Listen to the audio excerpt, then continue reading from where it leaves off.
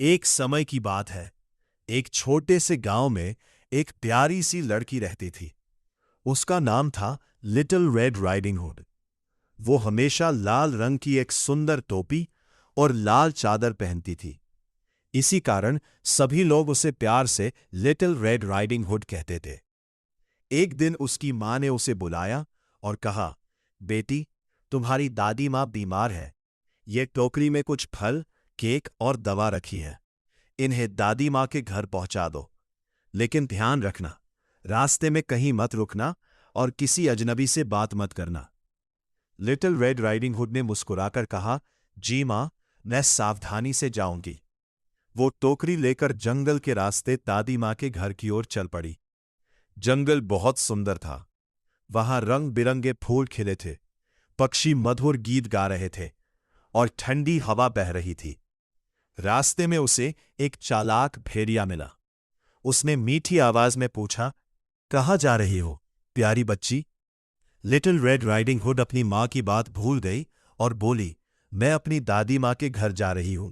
वे बीमार है, इसलिए मैं उनके लिए खाना और दवा ले जा रही हूं। भेड़िए ने पूछा, तुम्हारी दादी कहाँ रहती है?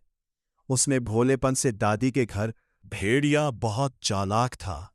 वो जल्दी से शॉर्टकट रास्ते से दादी मां के घर पहुंच गया। उसने दरवाजा खटखटाया। दादी ने दरवाजा खोला तो भेड़िया अंदर घुस गया। उसने दादी को अलमारी में बंद कर दिया और खुद उनके कपड़े पहनकर बिस्तर पर लेट गया। थोड़ी देर बाद लिटिल रेड राइडिंग हुड वहां पहुंची। उसने दरवाजा खोला और अंदर आई। दादी को बिस्तर पर देखकर वो थोड़ी हैरान हुई। उसने पूछा, दादी मां, आपके कान इतने बड़े क्यों हैं? भेड़िया ने कहा, ताकि मैं तुम्हारी बात अच्छी तरह सुन सकूं।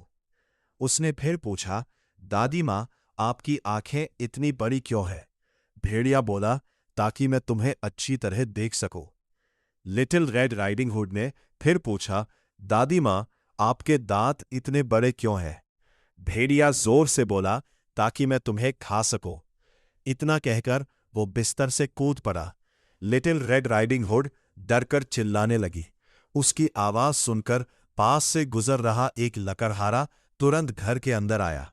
उसने अपनी कुल्हाड़ी से भेड़िए को भगा दिया।